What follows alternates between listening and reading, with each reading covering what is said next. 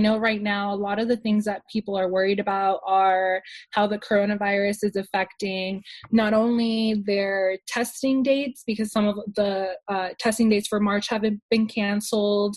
For some people, April is going to be canceled as well. Other people are still in limbo, depending on where it is. And I know for me, I heard that this was going to go on until August.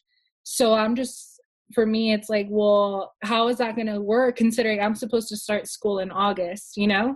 So I think this coronavirus thing is it's something that's affecting everybody, whether it's a student already who had to switch over to online, or prospective students who are testing, or students who are about to start in August as well.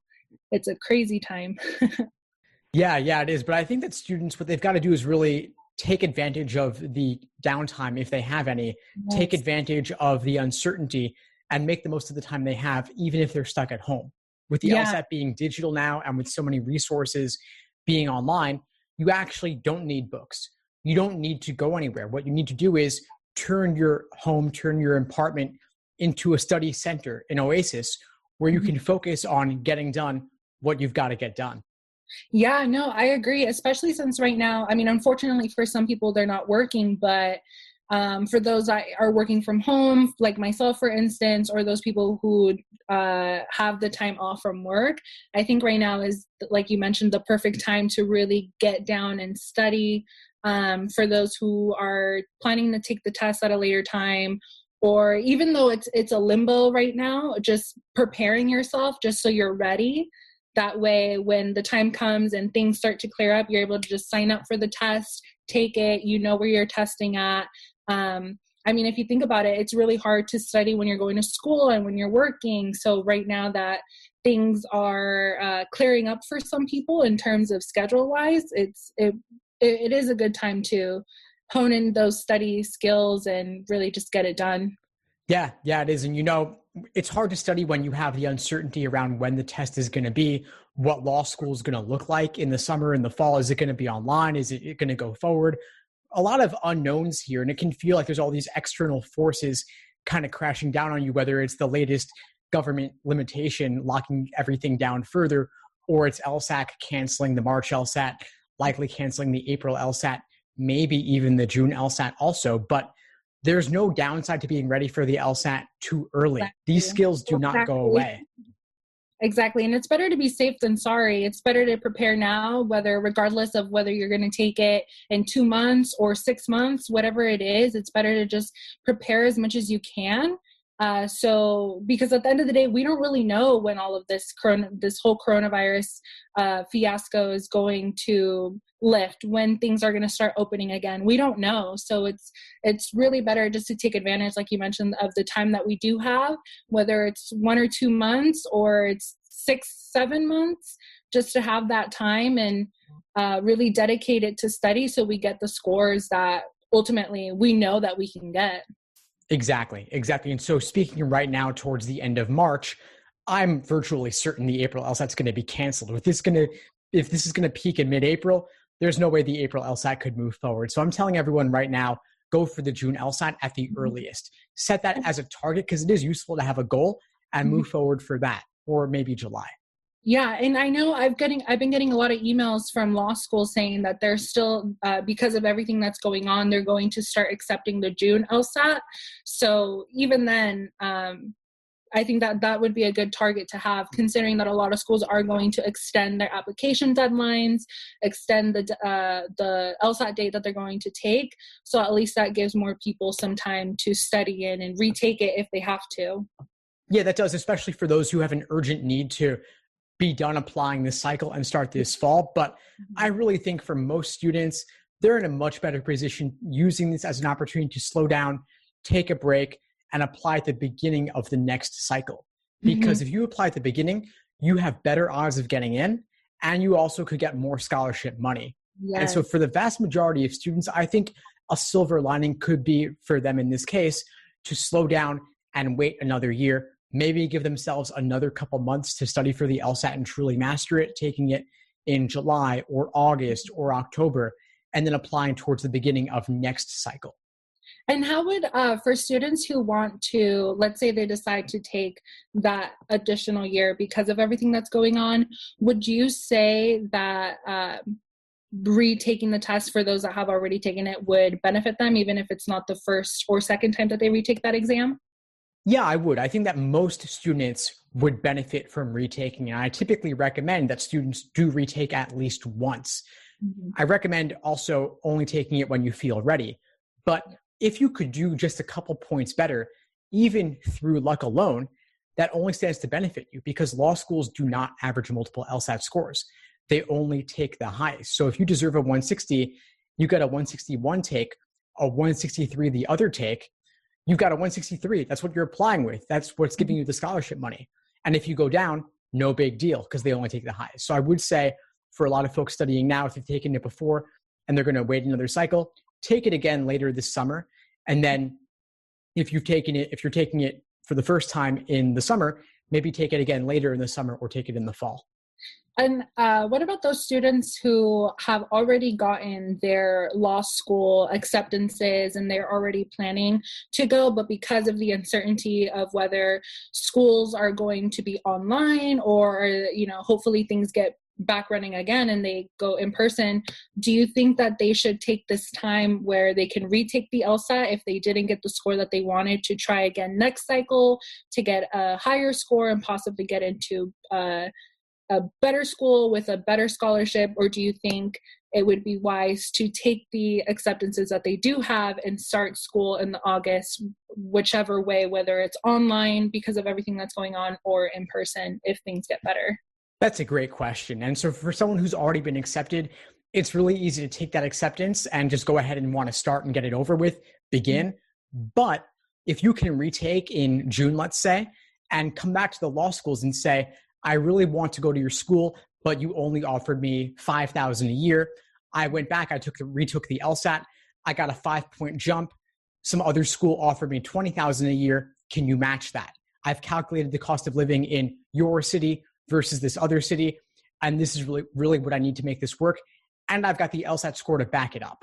That is huge. That's the easiest money you'll ever make. If you can get $15,000 more per year over the course of 3 years, just from retaking the LSAT, that's the easiest money you'll ever make. Yeah. It's well worth doing it. And if your scholarship offers or your acceptances aren't what you want them to be, then yes, it is worth taking a cycle and reapplying with a higher score and also applying at the beginning of the next cycle if you can. Yeah, especially because also I know some schools, at least here in Southern California, a lot of the schools have spring admission. So even if someone perhaps maybe didn't want to wait the full year, they could always just take that one semester and just apply for the spring, which I'm assuming would probably be less competitive as well, as most applicants apply during the fall rather than the spring. Yeah, I would imagine also that spring admissions is a little bit less competitive. Also, part-time law school is a little bit less competitive as well, but you still get the same degree at the end of the day.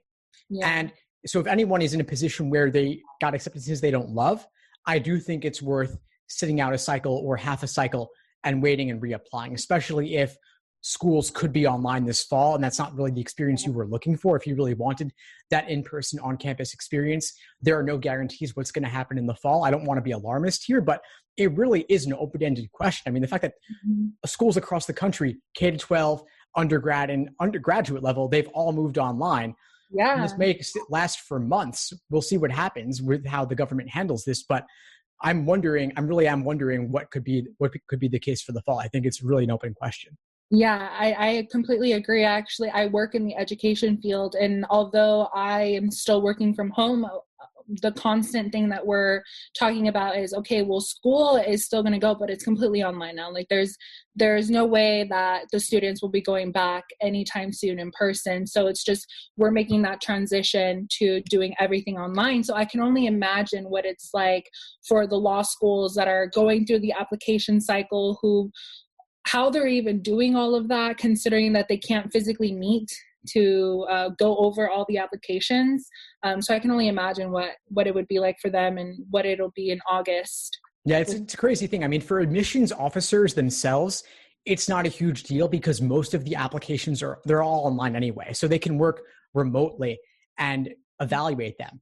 But I see a longer term trend, and you can tell me what you think as someone who works in education, but I think this is going to have a massive impact on higher education Oh, because so much of it moving online. Why should a student pay the same price for an on-campus experience as an yes, online experience? Online should be way exactly. cheaper. Exactly. Well, that was one of my own personal concerns is I have held off from accepting a seat at one of the schools that I'm considering. In fact, the original plan was to go and visit it this Saturday, but obviously with everything going on now, it's an online Zoom meeting that we're having. But one of my questions is like, is my tuition going to be the same? Why am I going to pay an exorbitant amount of money for resources that I won't even have access to as an online student? And I'm trying to decide if do I want to go to law school online? I mean, in undergrad, I rarely took any online classes just because I prefer to have that in person, being able to talk to my professor experience. So now I'm just like, well, do I want to go to school online? Is that a risk that I'm willing to take, and just wait and see when everything clears up? Or is that, something that maybe I should wait until next cycle, which is kind of what I was asking, because that's kind of where I'm at too. I don't know if I should wait until the next cycle and take this time to retake the LSAT. Because I mean, I got a good enough score to get in, but I I know I could do better and possibly get in somewhere else and get a better scholarship. So right now, just the uncertainty of knowing is that a risk that I want to take starting law school for the first time online and then having to pay all this money? Yeah, for it's a good question. Yep. I mean, if you think that you could do better and you could get more scholarship money by retaking, and you're not in a hurry, and you're concerned about beginning 1L online, then all of that put together, to me, that is a strong indication that holding off might be worth your while. Mm-hmm. But for a different applicant who did pretty well on the LSAT, they're happy with where they are, they're happy with their offers, and they're not that concerned about starting 1L online, then I think it's not a huge deal. But I often hear law school compared to being like high school. It's a small, tight-knit community, and that on-campus experience, the extracurriculars are quite important, especially for 1Ls when you're going somewhere new, acclimating to a new life where you've got nothing else going on but law school, especially for that first year. To try and do it from home where you've got your parents or you've got family who could potentially get in the way when you really need to be hitting the books hard, I could see that being difficult. Especially for networking. It's right now it's hard to get a job regardless, but being able to make those connections by interning or just depending on the professors and connections that they have, if a student has applied to a specific specialty or type of law, just having those resources available to have that in-person network is so valuable that a lot of online students will be missing out because we don't have those resources anymore. How are we going to network with people? How are we going to intern? How are we going to, be able to secure a job after graduating if the majority of our time is spent just taking classes online? Totally. And I want to address this from another angle as well for those who are listening and watching, which is that all the issues we've been raising right now are many different reasons why people applying this cycle that's finishing up now might choose not to go, which means that if you are choosing to go, despite all of the issues that we're raising, that gives you more scholarship negotiation power because law schools are going to have a drop in the number of students accepting those offers of admission. So students may have more leverage to negotiate between multiple offers, or if they do retake in June, assuming that test goes forward. Yeah, I think especially for applicants who have already gotten their acceptances, I think anytime after April, which I've heard that April is usually the time where you have to decide if you're going to take the seat or not. At least that's what it is with some of the schools that I've applied to. The deadline is April. I'm assuming after that, they're going to hear back whether students are taking the seats or not taking the seats. So I think applying after April will probably be perhaps a good time for applicants who want to continue going to school amidst everything going on, like if they're okay going to school online, possibly after that would be a good time to apply, considering some students may not want to end up going to school because of everything going on. Absolutely. And those deposit deadlines, that's a great time to reach out with a letter of continued interest, making those connections with the admission officers, scheduling a phone call or a video call with them to reiterate your interest in that school. Because once the deposit deadlines hit and schools are saying, we didn't get a lot of deposits, as many as we were hoping for, who should we go back to the wait list for? Mm-hmm. And if you're top of mind because you just reached out a day or week ago, that's a great chance to be at the top of their mind when they're choosing who to take off the wait list. Yeah, exactly. So I think it just depends really on the type of student. So there are some people who thrive online because they are parents or they have other things going on, especially for part-time students. So probably this is a good opportunity for them. That way they don't have to worry about, fitting in class, especially since you don't really get to pick your schedule as a 1L. So it probably is good for those who thrive in the online school environment. But I think for those who prefer the traditional in-person experience, I think we should really just take advantage of this time that we were forced to have and just really study on the LSAT and take advantage of the resources that we have. Like now that the LSAT has partnered with Khan Academy and we have that free resource, there really is no excuse to say that we can't try to better our scores.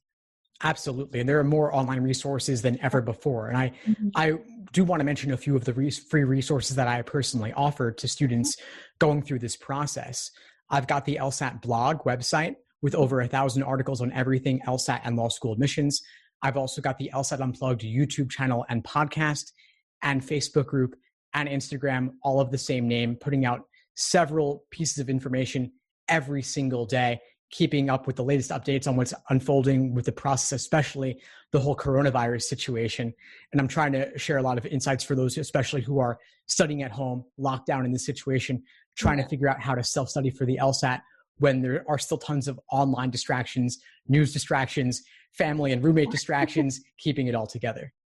I think it's also important just to be able to keep ourselves accountable and making a schedule. But I know when I posted I did post a video on the Facebook LSAT group page, just because I know a lot of people had questions about what the LSAT was and just getting their mind around it. And some of the questions that were asked on my post were if I personally was going to make videos on breaking down LSAT problems. And I don't feel like I am qualified to be able to break those down, but I know I was watching your channel and you had those resources available. And I think that's amazing that now we have that free resource on YouTube where we can just Google LSAT logic game examples or reading cop breakdowns, and we can easily access videos on how to break it down, and it'll come from more than one perspective as well, which is good because not everybody learns the same way. So it's good to have more than one perspective on how to be able to break those questions down, and that way we can all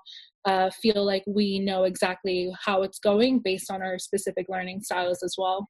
Exactly. And I think that those online resources, as you said, are more important than ever before because everyone's cooped up. This is really the only way to get access to that information. But good news is the internet drops the cost of distribution to zero. So just like this discussion we're having right now will be available to everyone streaming for free, so are all those other resources that we've put on YouTube. Mm-hmm. Exactly. So I think it's, right now with the whole coronavirus thing, it's something that, is really just forcing us to take advantage of either the time or start making the time and organizing ourselves. But really, we just need to look at this in an optimistic way and see, well, okay, where am I at? Where do I want to be?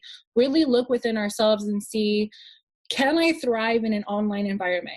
It's as much as it is that sometimes people may not want to take that extra gap year. I know for me, for instance, I already took a gap year. I graduated college last year. So if I were to take another one, that would be 2 years out. But I need to think about, well, is that additional year, is that going to be a benefit for me? Am I going to drown if I'm in an online environment? Or do I feel like I can excel in that? Because at the end of the day, we need to make sure that whatever decisions we make, we're making them rational and ensuring that we're putting our best interest when we're making those decisions, whether it's taking the LSAT again and making sure that we're putting in the time to study, or deciding if we're going to go to school online or in person, because we don't really know what's going on. We need to make sure that we make those decisions so we put ourselves in a position where we can succeed. Exactly. This is really a time for people to do some deep critical thinking about what they want to do, what their goals are, and make the most of all the online resources available, not only for the LSAT, but also browsing schools' websites, setting up video calls with admissions, setting up video calls with current students, even to really do the research to see, is this the right decision? Is it the right time? And what else do I need to set myself up for success? And I could imagine there are some students, I'm speaking with them, where they're taking the next several months to do nothing but study for the LSAT. Many have gone from where they were previously living back home to their parents' place and stay cooped up there for a while and just hammer out the LSAT, maybe take 3-4 months, if that's how long this goes, to buckle down and focus on it. And so if you're one of the people, many other people who are obsessively hitting refresh on the news and on Twitter and on Facebook, which I understand, try to set some hard limits on that time, because the world's not going to end in the next hour. You could take a break for a while and focus on the LSAT, focus on admissions, your personal statement maybe, and then come back to whatever you wanted a little bit later. But your competitors are doing that. And so maybe that's a little bit of extra motivation to keep in mind. Exactly. So we really just need to start scheduling ourselves, giving ourselves not a strict schedule, but, considering that some people aren't working, it's easy to just wake up whenever you want and go to bed whenever you want, just because, there's nothing really solid that's saying you have to be here at this place at this time. So just being able to hold ourselves accountable and just take advantage of the time that we have, even like you mentioned, even if it's an hour a day, if you're not taking the test until June, July, or you're waiting until the next cycle, you really have until October even to take the exam, which is many months away from now. So an hour a day, and the closer you get, you can increase the amount of time that you study. That really will make a difference in your study habits and how you're testing, and just being able to build your stamina as well if you're taking those practice exams and taking them in the testing-like environment as well. Yeah, I want to circle back to one thing you said about keeping a strict schedule and how that might not be necessary. I agree that different things work for different people, but I find especially with the amorphous openness of everyone's daily schedules right now, it is easy to delay actually buckling down on the LSAT until later in the day, and that doesn't really happen as much as it should. So I would recommend students consider, those who have a really open-ended day, to be strict, but not grueling. So strict. Yeah, that's what I meant to say. Like, there doesn't need to be some where you end up punishing yourself if you don't get it done at a certain time, but definitely making the time to get it done, whether it's the first thing that you do in the morning just because you study better when you do things right when you get up, or in the middle of the day once you're done doing whatever daily tasks that you need to do. But I do think that it is important to just have that scheduled time in there, so there is no excuse not to do it. But just, you also don't need to beat yourself over it constantly if for whatever reason one day you don't get to it as at the time that you had scheduled. Right. One thing I created that's been extraordinarily popular are my day-by-day LSAT study plans, where I lay out exactly what to be doing every single day over the course of your prep, which articles to read, which videos to watch, which problems to complete. And I lay those out for 1 month through 7 months, depending on what your target test date is. But I also created a daily plan for how to lay out your day from 6 a.m. till midnight, let's say. Yeah. And I adapted it for the coronavirus specifically because I know that many people are in this position now where they're able to study for the LSAT full time. And so I'll share that with you. It's free. It's an infographic. Absolutely. Really easy I would love easy that. to digest. Take advantage of that, because I think, after everything that we've been discussing, I've kind of been just internalizing and thinking about it while we're talking right now. But I think for me is I might really consider just taking that and perhaps applying the next cycle, and just so really just taking advantage to put in the time that I didn't have when I was in undergrad to study for the LSAT and get a better score and hopefully get better scholarships as well. Awesome. Yeah. So is there anything we didn't touch on? I think we touched on perhaps everything, considering that everything's going on. I think one of my only questions is, and something that a lot of my friends are worried about right now, just in terms of the LSAT, is how many times is too many to retake the LSAT. I know that's a common question that most people worry about. So, I've taken it 2-3 times. Like, what if I take it one more time? Is that too many times? Would it look bad on my application? So I think that's something that I kind of want to see what your perspective is how much is too much. Yeah, sure. I think that 2, 3, even 4 times is totally fine. 5 or 6 starts to look a little bit like maybe you're not exercising the best judgment as to deciding when to take it.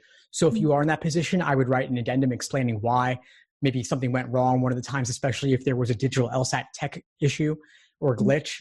Admissions certainly understands that, but I wouldn't worry about 2, 3, 4 times. It's normal, especially with all the digital LSAT issues in the past year. They're seeing a lot more retakes, a lot more cancellations during that period in particular.